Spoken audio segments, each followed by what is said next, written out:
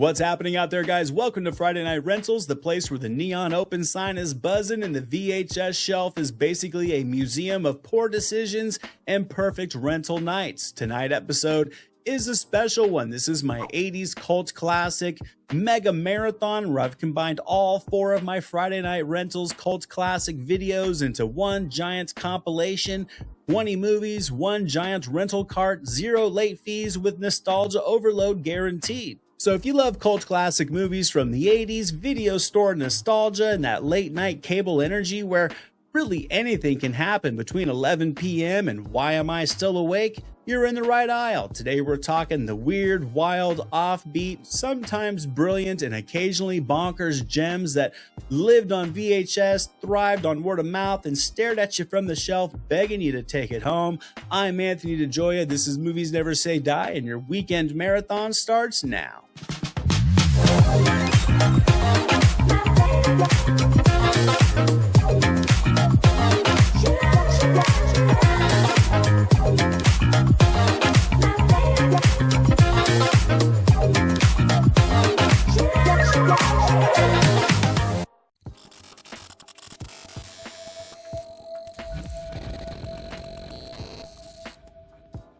In Big Trouble in Little China, Kurt Russell swagger walks into San Francisco's Chinatown as trucker Jack Burton, and one wrong turn drops him into a neon myth brawl with ancient sorcerer Lo Pan and a kung fu fantasy that somehow seems to play better with rental static lines.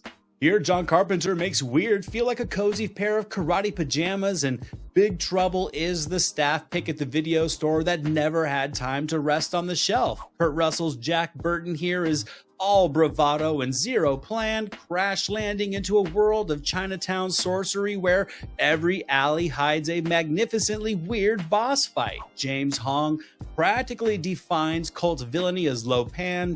Dennis Dunn's Wang is the not-so undercover hero of this adventure, and Kim Cattrall blends seamlessly as well to assist in keeping the screwball banter humming. This is gonna take Cracker Jack timing, Wang. 1, 2, 3.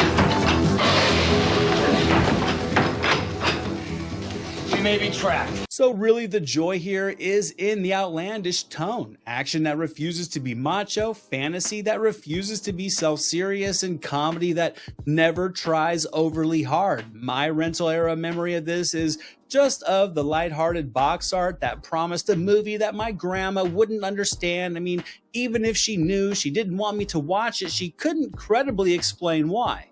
Now, box office returns were soft for Big Trouble in Little China, fresh from the pool limp actually, but it did receive some modest reviews. Walter Goodman with the Times said that he was lost with the plot, yet he really enjoyed the 3 fellas and what seemed to be outsized lampshades. So clearly Walter got the assignment. Somebody, I don't care who, tell me what is going on. It would be cable and VHS where Big Trouble would build its congregation of those quoting Jack Burton's CB radio philosophy, tucking their jeans into their boots and remembering that it was all in the reflexes. It's pure after-hours energy, smoke and steam machines working overtime, neon alleyway lighting running on the highest settings, and monsters that look a little bit better on your second round of snacks. Carpenter keeps the pace brisk. These set pieces really are practical effects playgrounds. The mythology is delivered with a don't overthink it shrug that really somehow only makes it all feel bigger and better, and Kurt Russell is perfect as the bumbling anti-hero. You don't watch movies like Big Trouble in Little China to analyze them. You watch them to hang out. There are movies like this that really just invite you in like a diner breakfast at 2 a.m. or the coffee's burnt, the seats are cracked, and the griddle is only clean-ish, yet you leave completely satisfied and content. Now, don't touch that clicker because we're jumping from alleyway sorcery to glowing car trunk conspiracies for this next movie.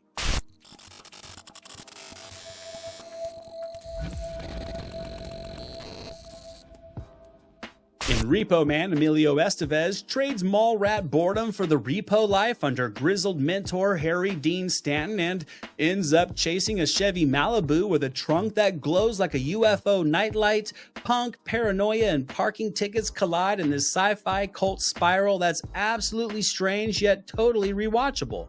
Repo Man is like a punk-fueled periodical of sci-fi, just stapled together with attitude, inspired by improvisation, and somehow immortal. Emilio Estevez's Otto falls into the repo life under Harry Dean Stanton's beautifully burnt-out guru, and suddenly Los Angeles becomes a scavenger hunt for cosmic junk, government vans, televangelists, and that glowing trunk MacGuffin. I think the jokes here land brilliantly deadpanned, and the soundtrack, it's fantastic. You get Black Flag, Suicidal Tendencies, Circle Jerks, The Plugs, and more.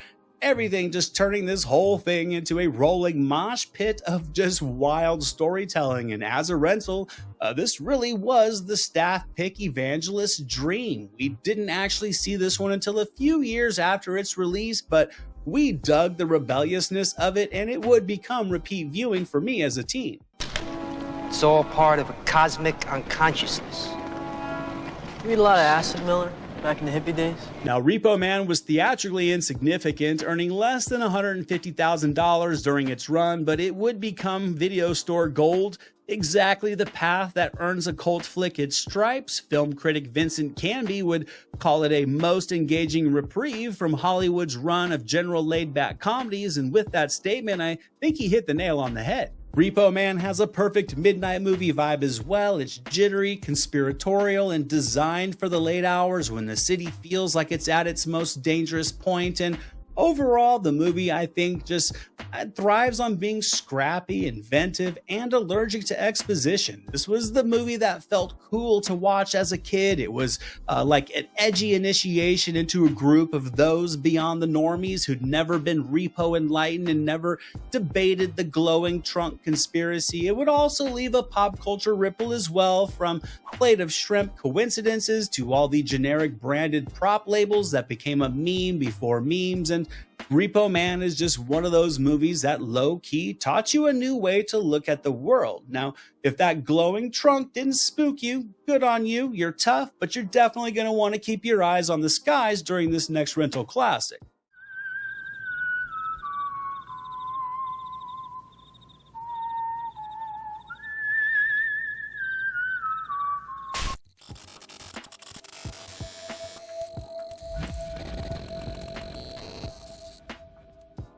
In Night of the Comet, a sky show turns Los Angeles into a dust and zombie playground, and sisters Catherine Mary Stewart and Kelly Maroney will go from arcade aces to apocalypse queens, shopping sprees, Uzis and all. It's Valley Girl vibes meets Saturday morning sci-fi where the mall is always open. Now, if you could bottle up pure Saturday matinee joy and spike it with mall culture, you'd be chugging on some Night of the Comet. Catherine Mary Stewart and Kelly Maroney are sisters who wake up post-cosmic light show to find Los Angeles emptied, dusted, and stalked by half-zombies. So, naturally, it's time for shopping spree montages, arcade nostalgia, and Uzi lessons. The tone here is bright without being goofy, it's apocalyptic without being grim, and it's genuinely affectionate towards its teen heroines. Now, this movie actually did fantastic in theaters, pulling in over $14 million on just a $700,000 budget, and it was well received for the most part overall as well, with critics praising the tongue-in-cheek flair of the performances and the good-natured humor. So not the typical cult film path, but effective nonetheless. On VHS and late-night cable, this one played like a secret handshake for latchkey kids. The day-glow cover art, the We Own the Mall Now montages, the radio DJ loneliness, all of it equaled instant B-movie classic. This movie is also well-paced, it's charmingly budget-savvy, and absolutely clever about flipping final girl tropes into a sibling hangout. I mean, this was the movie that always seemed to be playing on late night cable during the weekends between episodes of Territory Wrestling, and I was always in for it. Now, as for its pop culture stamp, I think it helped cement the Valley Apocalypse vibe, and it gave 80s genre fans two legit cult icons, with Night of the Creeps being the other. Look! Look at this!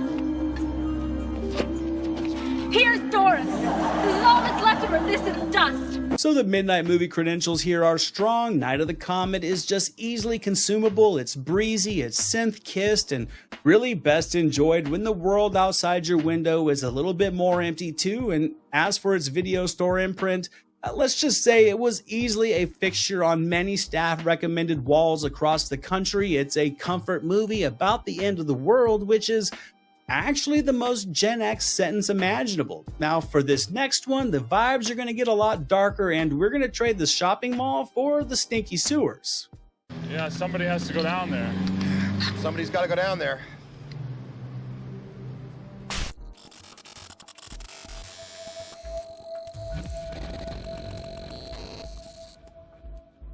There's something chewing through New York's underbelly, and C.H.U.D and the pre-Home Alone duo of John Hurt and Daniel Stern will team up with a hard-nosed cop to find out why the streets smell extra toxic. Between cover-ups, canisters, and cannibalistic sewer dwellers, this is the kind of grimy cult comfort cinema that pairs perfectly with a microwave pizza and a 2-liter of Jolt Cola. Grimy, soot-covered, and proudly sewer-scented, C.H.U.D is peak city at midnight energy. The premise here, it's absurd. Pollution, bureaucracy, and homelessness mutate into cannibalistic humanoid underground dwellers, and I swear to God, everything in this movie lands like a behind-the-scenes dare or a bet between friends, and then proceeds to deliver a relatively sincere creature feature with a surprising social bite. John Hurt and Daniel Stern make a great "why in the hell did we sign up for this" duo, and the movie also gets a surprising amount of texture from the city. Steam grates, puddles, fluorescent lit diners at 3 a.m., and the dull roar of activity. It's peak street level New York. Now, with a limited release, C.H.U.D's theatrical imprint was naturally minimal, yet it was generally well received from critics, with Lawrence Van Gelder from The Times praising the conviction of the lead performances and claimed for its niche of horror that it was a praiseworthy effort. As a rental, it was unavoidable. The manhole cover poster lived rent-free on many video store walls, and kids would recite the acronym out loud in their most imposing voice when they would walk by and see it. My friends and I, we watched it a ton. It's certainly more atmosphere than it is anatomy lesson, better at dread than it is at clean plotting, but the payoff shots, those glow-in-the-dark eyes, and the atmosphere of this movie is what made it a great rental. Its pop culture impact is legit. C.H.U.D became shorthand for any subterranean menace, and it's been referenced everywhere from sitcoms to late-night podcasts. Its midnight cinema fit is obvious. This is a turn the big light off movie where the shadows are all part of the experience, and it absolutely earned itself a stamp in video rental history with its near-instant cult status. This wasn't really the tape you bragged about, but it was the reliable horror flick that you would pick up when all the new releases were gone. It's pure comfort-filled horror, and yes, that is a compliment. Now, let's come up for the sewers for some fresh air. Let's add some fluorescent lighting to this next rental era classic because we're clocking in for the graveyard shift. I'll blow this whole place up! Go ahead. I don't shock her.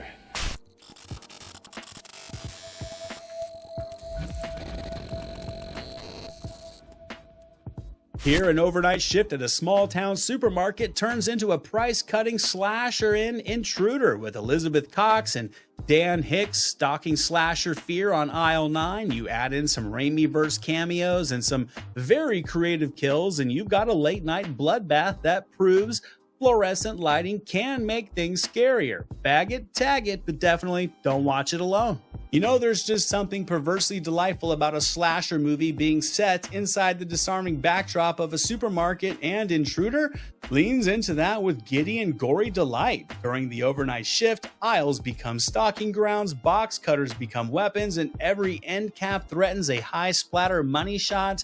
Elizabeth Cox anchors it all nicely. Dan Hicks chews just the right amount of scenery, and the Raimi-verse DNA, the cameos, and the playful camera moves effectively keeps the film lively. There's gonna be one more killing here tonight. This was actually the first film for K&B Effects, and their practical work really turned the kills into sticky showstoppers that you remembered even when you wish that you hadn't. My friends and I really enjoyed this movie. It felt like a secret slasher flick that went undermentioned to many because it lacked Kruger or Myers gravitas, but it's tight, surprisingly inventive, and it uses the singular location concept like a playground. And after watching this one, it will be hard not to think of it the next time you go to the supermarket.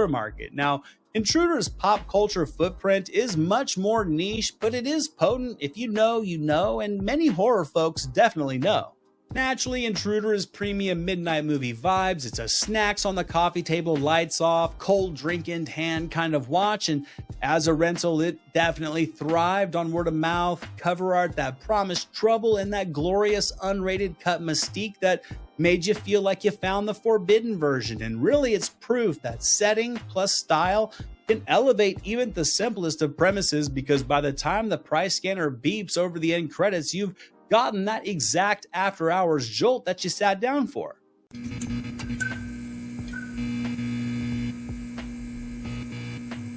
In Dead End Drive-In, Ned Manning and Natalie McCurry pull into an Oz drive-in only to discover it's actually a prison for throwaway youth, part detention camp, part car culture fever dream. Director Brian Trenchard Smith here serves dystopian style with synth fumes and junkyard attitude, resulting in one of the most 80s things imaginable, a movie about getting stuck at the movies. Now, this one makes dystopia look like a music video you're not supposed to be watching, which is also to say that it delivers perfect midnight movie madness vibes. Dead End Drive-In strands its young lovers at a neon-soaked Australian drive-in that's secretly a concentration camp for undesirables, so it's part punk fable, part Ozploitation flex, and part media satire where junk food, junk TV, and junk politics blur into one humming frequency. How am I supposed to get home?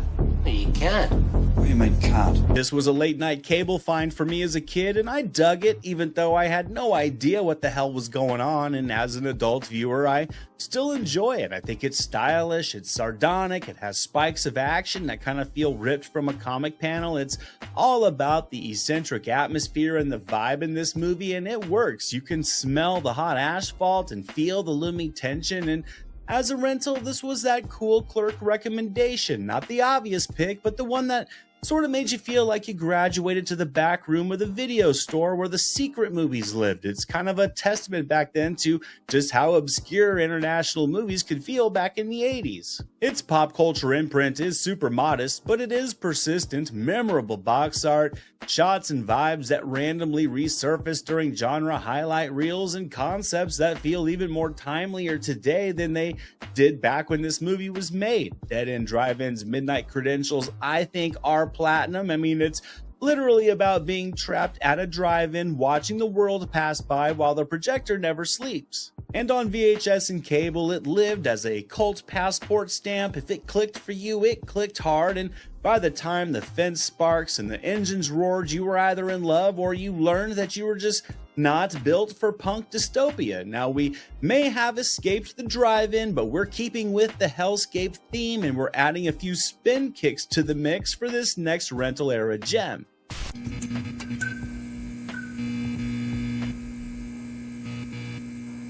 In Cyborg, Jean-Claude Van Damme spin kicks his way through a rust bucket future to protect a literal cyborg courier that's carrying humanity's hope, while Vincent Klein growls villainy from behind wraparound shades in a post-apocalyptic casserole that delivers road war scrapes, spin kicks, and more than enough revenge fuel. Now, sometimes a movie calls on art, and sometimes a movie calls for pure full-blown spectacle, and Cyborg answers that last call with post-apocalyptic mayhem, wind-blown crucifixions, and Jean-Claude Van Damme's myth-making scowl. The plot here is lean and silly, a courier with a cure, a wasteland full of cutthroats, and one hero who'd rather spin kick than explain. You get Vincent Klein's Fender as a sunglasses at night villain for the ages, and the Canon Films grit all over this movie gives every set piece that cool scrapyard opera feel. This was such a wild departure from Bloodsport and Kickboxer for Van Damme, and my friends and I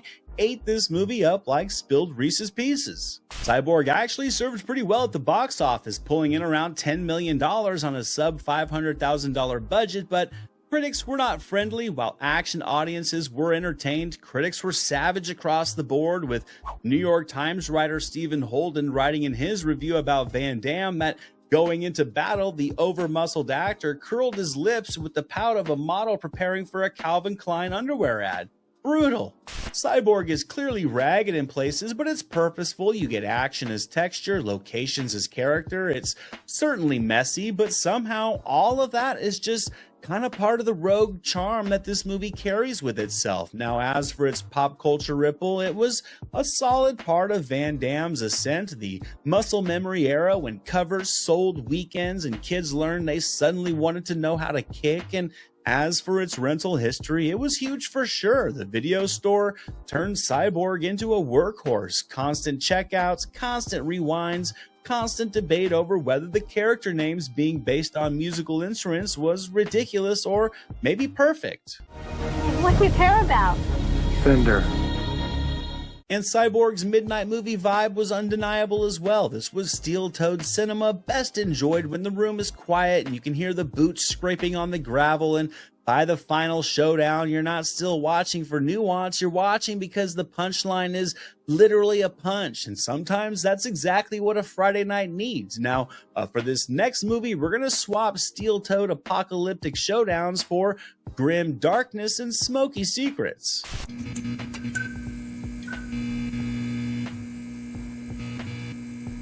In Angel Heart, Mickey Rourke's Gumshoe follows a missing singer case from smoky New York bars to steamy New Orleans alleys, guided or possibly haunted by a too smooth Robert De Niro. And with Lisa Bonet stirring the pot, the devil being in the details, this occult noir seeps in uneasiness and keeps the question spinning. Smoky, sweaty, and supernaturally suggestive, Angel Heart is the noir that just is able to keep its foot on the gas without breaking the speed limit. Mickey Rourke slouches through the mystery like a PI already haunted. Robert De Niro's genteel menace curls every line, while Lisa Bonet's small but sultry turn adds the exact amount of heat that the story needs. And overall, I think the craft put into this movie is lush, the production design feels lived in, and the sound design breathes life into this seedy world, and it really packs a twist that I think rewards attention. Whispers of its X-rated original did generate some controversy at the time of its release, nudging curiosity a bit.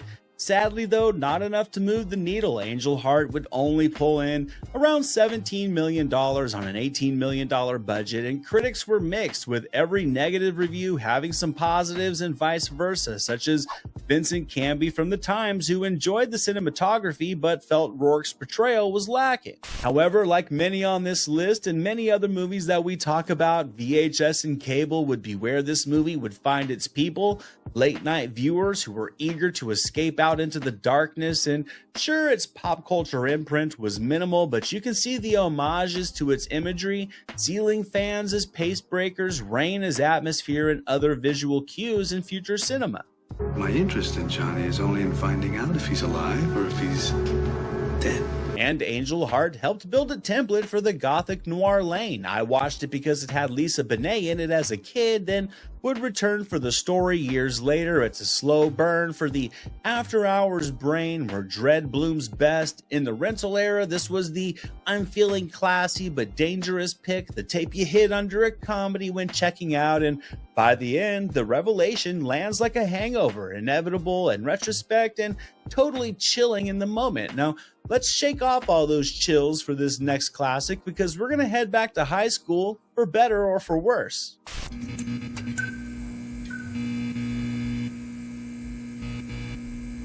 In Heathers, Winona Ryder's Veronica, once out of the pastel tyranny of her high school clique, and Christian Slater's trench coat rebel, offers solutions. Fiercely sardonic, quotable, and dangerously funny, this comedy is a sharpened #2 pencil to the taint of social order, and all these years later, it's still pretty savage and still pretty iconic. Now, dark comedy doesn't get much darker or much catchier for that matter than it does with Heathers. Winona Ryder's Veronica is totally over the cafeteria pecking order, and Christian Slater offers the nuclear option with a below-the-surface smirk that you can't help but hear. The dialogue here is charged but not weaponized, the color coding is a thesis, and croquet becomes Mortal Kombat. But what really makes Heathers shine, I think, is just the razor-sharp writing, performances that balance satire with soul, and directions that just really turns high school into a war zone draped in pastels. As a Gen X sleepover staple, it was finally feeling like somebody was saying the quiet parts out loud and then put it on a killer mixtape. Now, theatrically, Heathers was considered a flop. Reviews were mixed, with most calling it mean-spirited, while some did appreciate the satire, and I will admit it was way ahead of its time in terms of subject matter, but it did detonate on VHS and cable TV, becoming the quotable cousin to horror in the midnight movie rotation.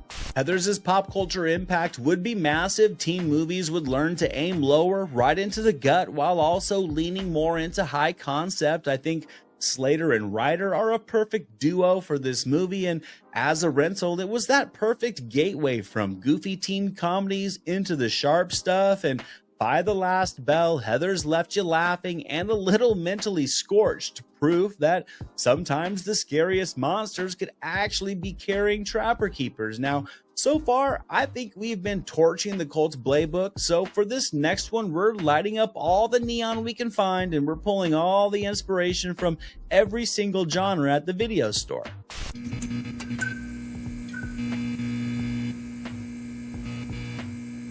In Streets of Fire, Michael Pear's stoic hero charges into a rock and roll fable to rescue superstar singer Diane Lane from Willem Dafoe's leather-clad nightmare biker, complete with exploding signs, rain-slick streets, reflections galore, and guitar riffs. This is neon mythology with a smirk and a perfect way to close out the night's marathon.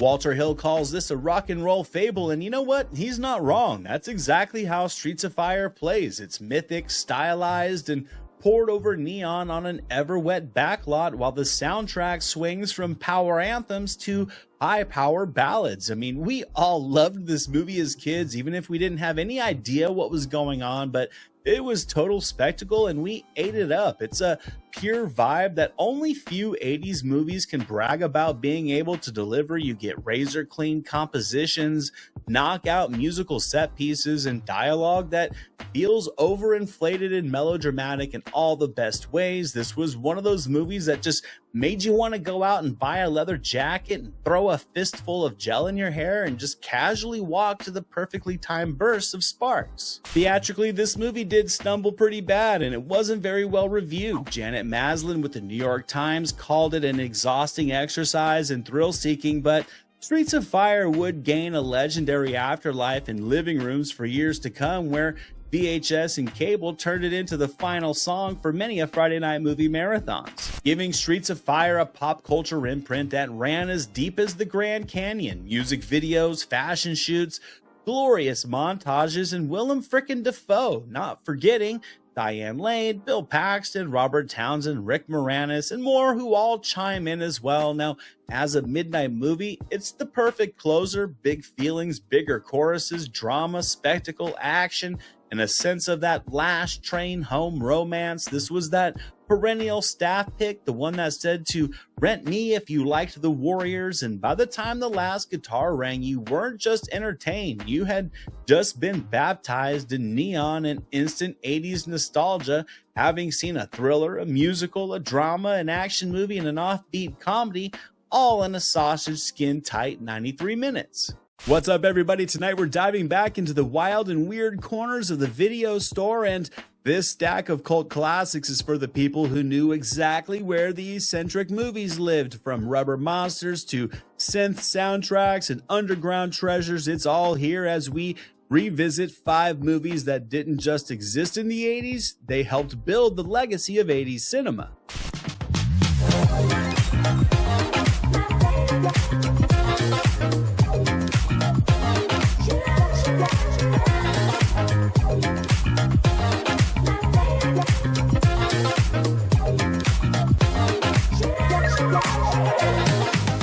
Welcome back to the channel, everybody. I'm Anthony DeJoya, and this is Movies Never Say Die, your home for 80s and 90s retro movie content. And tonight, we're rolling through another hand-picked lineup of pure 80s cult classics, kid quests, killer robots, neon grids, monsters galore, and the kind of genre mashups that only the 80s had the audacity to attempt. So grab your snacks and dim the lights.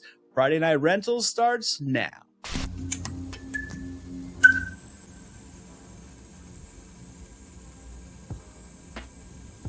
In the Goonies, the scrappy crew of Sean Astin, Josh Brolin, Corey Feldman, Ke Huy Quan, Martha Plimpton, Kerry Green, and Jeff Cohen will chase One-Eyed Willie's pirate treasure to save their homes while dodging booty traps, the Fratellis, and typical 80s asthma in one of my all-time favorite movies. Now, I will tell you, for me, this one is personal. As a Pacific Northwest kid growing up, the damp wilderness, the ocean breath, the chill in those overcast seaside frames, it's pure put on a hoodie. Even in July energy, it still feels like home, and it's my ultimate feel-good flick. I mean, every time Mikey says Goonies Never Say Die, my inner 10-year-old solo high-fives the room. But beyond all the feels, the film was a legit hit, pulling in more than $60 million worldwide on a $19 million budget. It was also well received from critics. Janet Maslin with the New York Times stated in her review that there isn't a child in America who won't want to see the Goonies this summer, and she was spot on.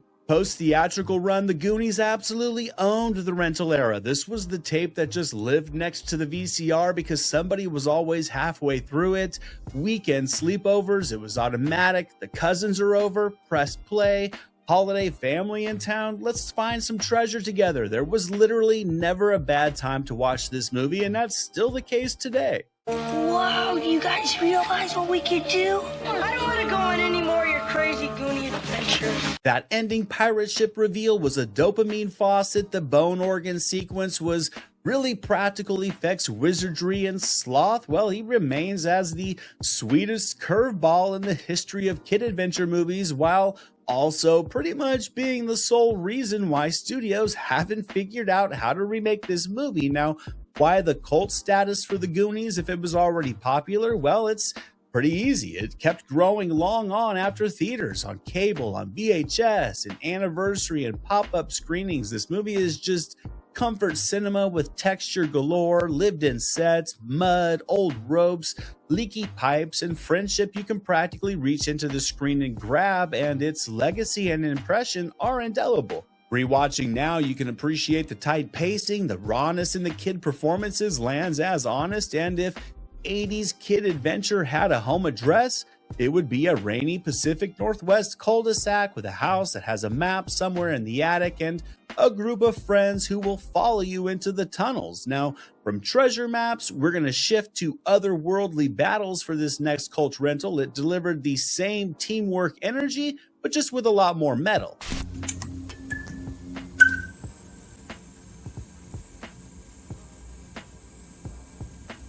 Transformers, the movie, was the animated feature upgrade to the TV phenomenon, featuring an all-star voice squad: Peter Cullen, Frank Welker, Judd Nelson, Leonard Nimoy, Orson Welles, Robert Stack, and Eric Idle. Not too bad. Here, the Autobots and the Decepticons throw down at feature film scale. Optimus Prime falls, Hot Rod rises, and the Matrix of Leadership changes hands. Now, for me, this was an after-school staple, parked on the carpet, toys in formation, PB&J in hand, and pretending not to sniffle during that hospital scene. I mean, I think we can all pretty much agree that trying not to cry when Optimus Prime died as a kid was a tougher than an 8th grade history test on zero study time. Aside from that, the movie's secret sauce was easily its epic scale and its definitive stakes. I mean, compared to the TV show's parking lot brawls, this one was more like a neon space opera. Higher frame counts, sharper action, and a synth rock score by Vince DiCola that just hit like jet fuel and turned battles into fist-pumping music videos of cartoon carnage. The box office sadly was less friendly. It earned just under $6 million on a $6 million budget, so it was a theatrical underperformer. Reviews were less than impressive as well. Critic Karen James claimed that while the action may captivate young children, the Transformers themselves had too few human elements to lure parents to the theater with them, even if their voices were supplied by well-known actors. But let's be real, Karen wasn't bringing her food to work in an Optimus Prime lunchbox. Because this movie absolutely exploded on home video, and when us kids were able to get our hands on it, weekend sleepovers and kids parties would make it legendary. Kids would bask in the action, teens would quote it, some cool adults realized the animation and story could connect to their inner child, and that toy commercial label would quickly melt away after clocking this film's audacity. I mean, killing icons, remixing the lineup, and letting grief sit next to heroism in a way kids weren't ready for was a bold move, to say the least. Beyond good, beyond evil, beyond your wildest imagination. So its cult status was earned from taking daring choices, being fueled on berserker energy, and delivering that feeling that you were kind of watching your childhood level up. It's surely melodramatic, but gloriously so in a way. And if you grew up playing with the Transformers on the living room rug, this wasn't just a movie. It was the matrix of leadership that you kept passing to your younger self with every single watch. Now, you're definitely going to want to stick around for this next one, because if the robots didn't break you, then Dracula invading suburbia with a monster posse just might.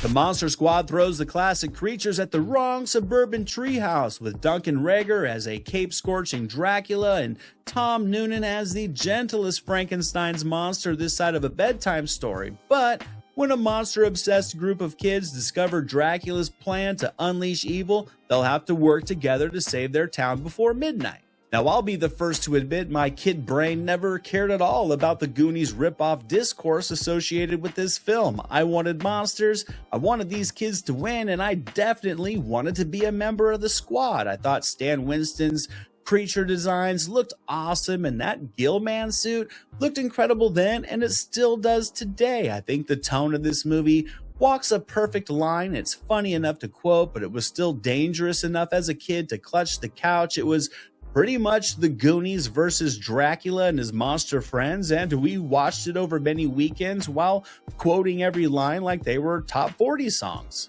Theatrically, the Monster Squad would deliver a belly flop. A shade less than $4 million on a budget hovering in the $14 million range was nothing to pop a bottle of Carlo Rossi over, but critics were surprisingly favorable. Kevin Thomas with the LA Times said it was fun for the kid and everyone, although a critic from New York said the comedy was cheerless and the performances were inept and unlovingly coy, so not everybody was ready to join the squad. But then the VHS resurrection would begin. This became the staff pick go-to for kids at mom and pop's video stores, right next to Thrashin' and Harry at the Hendersons. Sleepovers minted new recruits, then endless cable runs would seal the deal and help keep the squad alive and growing long after the dust settled on that magic amulet. And rightfully so, the Monster Squad delivered classic monster iconography, updated with BMX era snark and a clubhouse fantasy atmosphere that let kids be brave, with creature effects that still look cool. And as a childhood adventure flick, it's a pure sugar rush, stakes, friendship, and a final act that lets the squad step up like the legends they are. We're the Monster Squad. What's a squad? It's like Miami Vice, I think. And as a kid, this movie absolutely hit. I wanted all the fangs, I wanted the fog machines, I wanted the childhood victory, and Monster Squad delivered all three with a cinematic high five and a treehouse command center that every kid dreamed of having. Now, with all the monsters at bay, you're still going to want to hold on tight during this next cult classic. This one's going to pull us right into the computer and out onto a digital battlefield.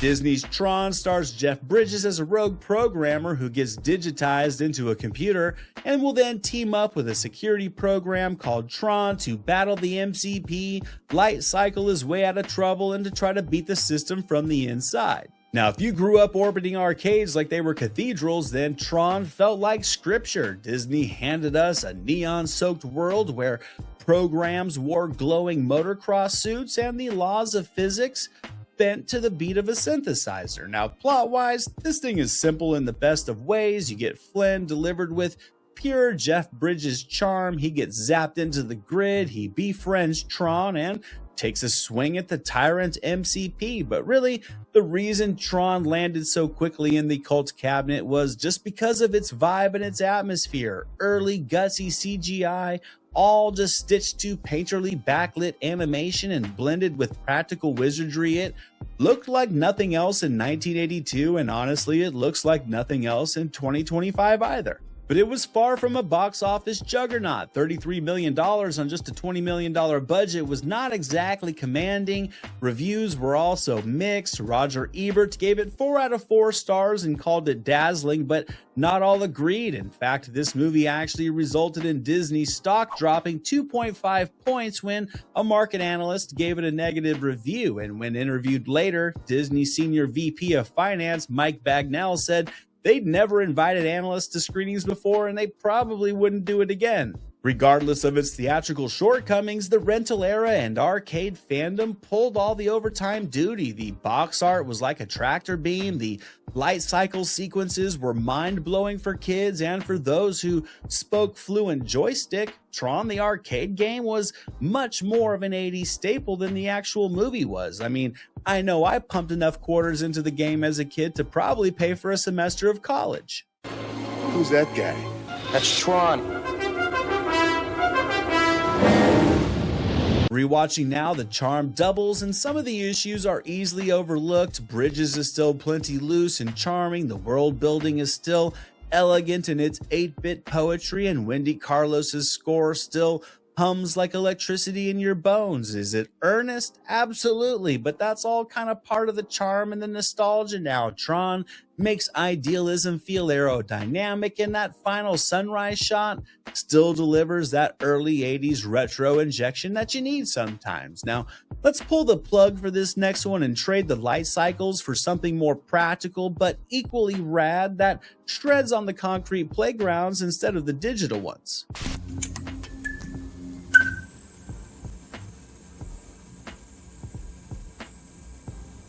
BMX Bandits, directed by Brian Trenchard Smith, stars a pre-famed Nicole Kidman alongside Angelo D'Angelo and James Lugton as 3 Sydney kids who stumble onto a crate of police walkie-talkies wanted by crooks, and suddenly they're being chased across harbors and quarries and shopping centers in a movie all about outsmarting the goons and letting the bikes do all the talking.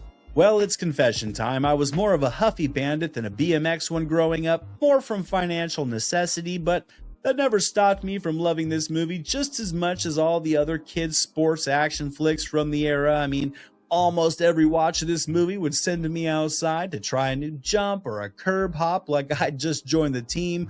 Plus, the movie really films all the bike sequences the way other films worship supercars. You get low angles, long takes, these practical stunts that you could feel in your knees, and it equaled the movie that you instantly wanted to share with your buddies. I think the performances are great. Kidman's got plenty of spark even in this early role. The villains are broad enough to dislike, and the bouncy synth score turns the whole city into a playground like a live-action version of Excitebike. Now, the financials on this movie were very scarce. Theatrically, it is reported to have gotten a limited US release. There are no numbers available. There are some reports that pulled about $1 million on $1 million budget in Australian cinemas, so nothing to really brag about. But on home video and cable, it would blow up. Some could argue more than most, because this was a US 80s staple without ever getting a commercial push in the States. Home video was where we found it, catching a small part on cable, then tracking it down at the local video store where it was just everlasting. This is part 4 of our 80s cult classic run, and today we're digging deeper into the weirdly fun section of the video store where the premises sound made up and somehow the movies end up living rent-free in our brains for decades, from offbeat heroes and punk chaos to late night oddities that played on cable at 1 a.m. but somehow also played perfectly on a weekend morning. This lineup delivers a bit of it all.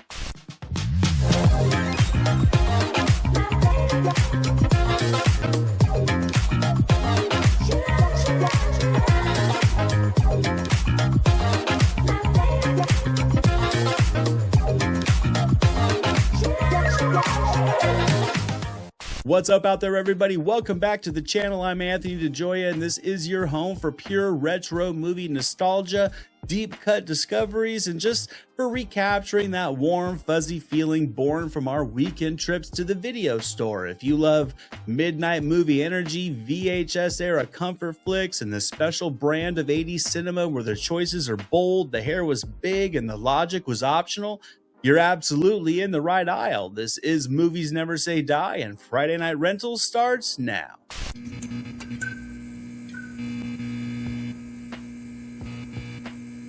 1984's Top Secret from the Zucker-Abrahams-Zucker Chaos Factory stars Val Kilmer in his featured debut along with Lucy Gutteridge in a battalion of deadpan assassins. Here, an Elvis-themed American pop star stumbles into a French resistance caper. Think World War II spoof plus beach musicals plus Looney Tunes physics, all crammed into one gloriously unhinged spoof. Well, it's personal confession time. I kinda man-crushed on Val Kilmer in this movie. He was the ultimate cool guy that I wanted to be. I literally recorded this off of cable onto VHS so I could study the man's charm like game tape, how he carried his charisma, timed his double takes, and landed a joke without blinking. And to no surprise, Kilmer is the secret sauce here, flipping from effortless crooner to rubber-limbed goofball without ever losing that natural swagger, and that's why Top Secret gels perfectly. It isn't about joke density, it's about comedic confidence density. Theatrically, it did modest business, pulling in around $20 million on an $8.5 million budget. As the Zazz follow-up to Airplane, though, it didn't soar the same way with critics, many of whom were lukewarm. Vincent Canby of the New York Times said it lacked a comedic center of gravity and wandered around in its own landscape. I'm not exactly sure what that means, but it's not really glowing remarks. But cable and video turned Top Secret into a perennial cult favorite. This became a sleepover rite of passage. You'd rewind the backwards room scene, pause for the underwater bar fight, and, quote, skeet surfing until your parents started to worry. It's the rare spoof that actually rewards rewatching as well, because each frame is stacked with Easter eggs. If you miss one joke, another one's gonna smack you in the face 2 seconds later.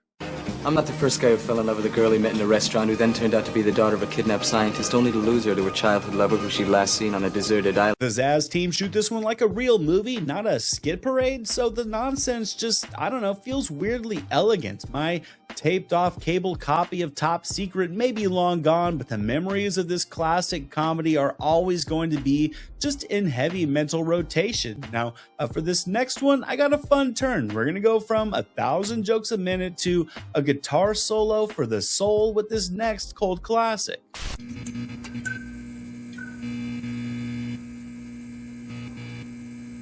In 1984, director Albert Magnoli would give us Purple Rain, a romantic musical drama starring Prince as the Kid alongside the stunning Apollonia Quintero and a scene-stealing Morris Day.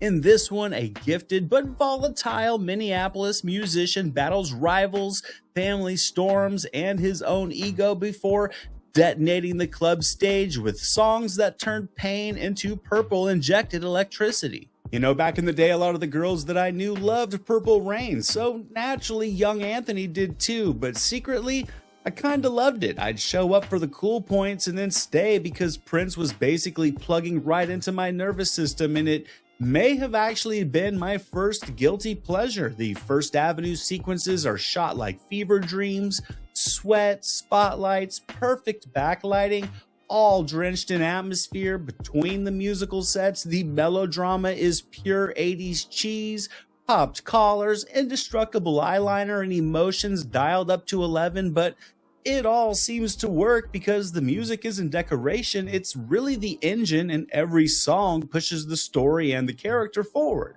At the box office, Purple Rain was a rocket, around $70 million on a $7 million budget. Critics were generally kind to it as well. Some did take issue with its depiction of women and Prince's acting chops overall. Vincent Canby again threw some shade, saying that Prince expressed all the rage of a caged mouse, harsh and not entirely wrong, but also not the full story. On home video, Purple Rain became a must-own that just really lived in video cabinets all across the country for years. The soundtrack would go Supernova, Let's Go Crazy, When Doves Cry, Purple Rain, all turned living rooms into mini concerts venues, and on VHS, it was an absolute relationship flex that you'd rent for date night. Before he created the music, he lived every bit of it. Prince in this movie doesn't so much act as much as he does radiate, I would say. It really does make the movie feel like the camera is kind of capturing an artist just forging his identity in real time, and it's a pure 80s treat.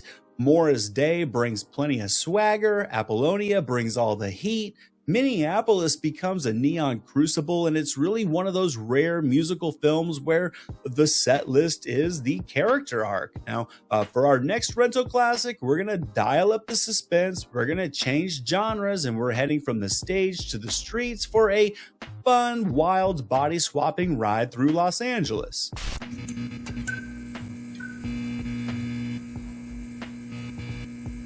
1987's The Hidden stars Kyle MacLachlan, Michael Nouri, and Claudia Christian in a body-hopping crime spree where a weary LA detective teams up with a very odd FBI agent to stop an alien parasite that loves fast cars, loud music, and violent mayhem. This thing keeps switching hosts and upgrading its rap sheet, turning the city into its own personal playground of carnage. Now, I first saw this one at a friend's house. I've mentioned this house before. His parents had turned the entire hallway closet into a rather impressive bootleg video store, endless rows of tapes, matching handwritten labels, 3 movies per cassette, choose your adventure, and we were the prime customers. As a kid, The Hidden, it was like pure horror. As a teen, it kind of played like a slick action thriller, and now it kind of feels like a horror action sci-fi hybrid that winks just enough while still ripping with intensity. The opening Ferrari smash and grab is awesome, and I think it perfectly sets the tone for the wild ride that is packed into this tight 97-minute runtime. Numbers wise, it did respectably as well, just under $10 million on a $4.5 million budget, which was actually very good for a New Line Cinema flick at the time. Critics responded surprisingly well too. Roger Ebert gave it 3 out of 4 stars, praising the way it blended action and sci-fi. And then,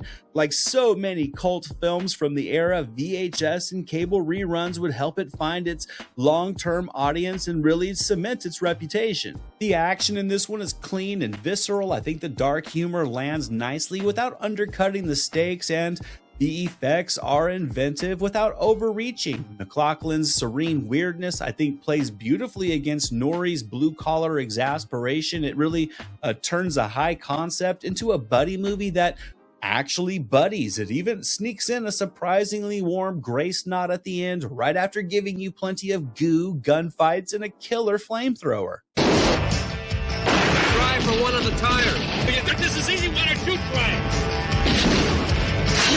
Rewatching now, I still feel that hallway closet rental thrill. You don't know exactly what's on the tape, but you know it's about to kick ass, and The Hidden is just the kind of discovery that really turned friends into instant fans, one chase, one host, and one rewound scene at a time. Now, hope you guys are still with me out there. If you are, thank you for sticking it out, because our next rental classic is going to keep the same scary energy, but we're changing from an alien passenger to a seemingly normal highway drifter.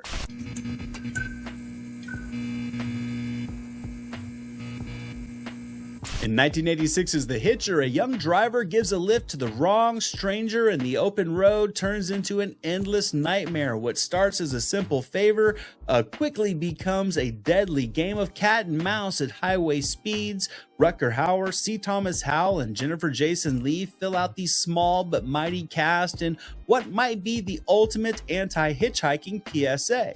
I first saw this one at a friend's sleepover birthday party where the parents had rented The Hitcher, Police Story, Invasion USA, and Police Academy for a bunch of 8-year-olds. They topped it off with pizzas, chips, and soda. It was pure 80s parenting at its finest. All jokes aside though, this one actually freaked me out the most. No quips, no comfort, just desert sun, empty highways and Rutger Hauer serving such calm menace that it felt uncomfortably real. As a kid, it was just raw terror. As a teen, it became a cool, stripped-down thriller, and as an adult, it plays like minimalist highway horror that refuses to age due to its grounded roots. Now at the box office, surprisingly, it underperformed, making just shy of $6 million on a budget of just under $8 million, and critics were pretty mixed on it as well. Most did praise Hauer's performance, but also took shots at the script's lack of depth and originality. Janet Maslin said that Hauer did bring an evil panache to the role, but she also said the dialogue was painfully crude. Now that's pretty accurate, but I wouldn't necessarily say that it's a deal breaker for the terms of this film. Here, VHS did what VHS did best. It turned the Hitcher into a legend. This became a weekend sleepover staple, and cable reruns would quietly build its cult imprint. I think the film's real power is in its simplicity: widescreen desert frames, a score that hums like a frayed nerve, and set pieces that just lodge into your brain without needing extreme gore to do it. Why are you doing this to me? You're a smart kid.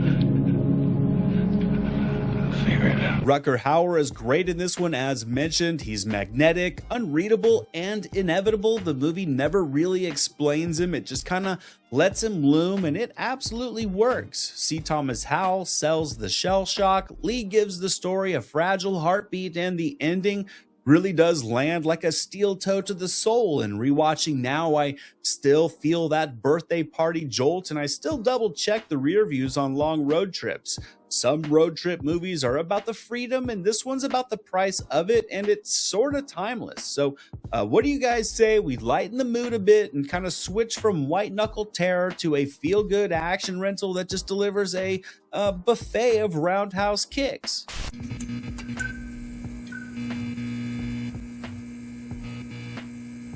In 1986, director Corey Yen delivered No Retreat, No Surrender, starring Kurt McKinney, Jean-Claude Van Damme in his first real supporting role, and Tai Chung Kim as the literal ghost of Bruce Lee. Here, a bullied Seattle teen trains with Bruce Lee's ghost, of course, to take on a criminal syndicate stone-faced enforcer, a pre-famed Jean-Claude Van Damme, playing the ultimate Russian heel. This was the Van Damme movie that we discovered at the video store after seeing Kickboxer and Bloodsport overseas. It ran as Karate Tiger, and it plays like a tried and true crowd-pleasing underdog story. It really did become the tape that you grabbed when all the other good ninja movies were checked out, or the one tape that you'd rent to show your friends the hidden Van Damme movie where he's the bad guy, and it is the definition of a movie that grew much bigger in the rear view. Now, theatrically, it did make a modest splash, pulling in about $4.6 million in the States and Canada, plus another $1.4 million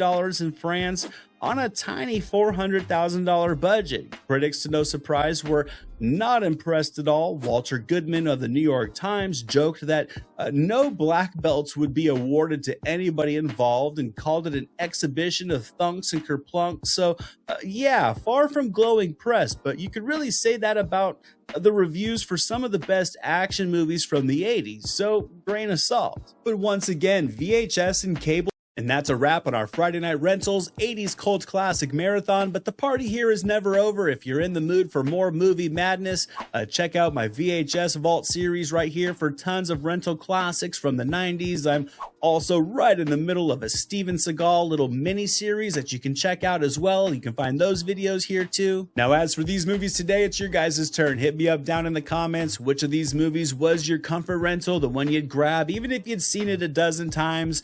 What are your favorite VHS era memories, the tapes that you wore out, the ones you definitely weren't old enough to rent, or the cult gem you discovered by accident? I love hearing all of your guys' stories. Thank you all so much for watching. If you dug the vibes and enjoyed the video and haven't done so yet, like and subscribe, ring that bell so you don't miss the next late night rental lineup. So until next time, keep the snacks close, keep the rewinder ready, and remember, movies never say die. Jack Burton and the Pork Chop Express, and I'm talking to whoever's listening out there. To survive a war, you gotta become war. I suppose we have to register you as a lethal weapon. You trying to say Jesus Christ can't hit a curveball?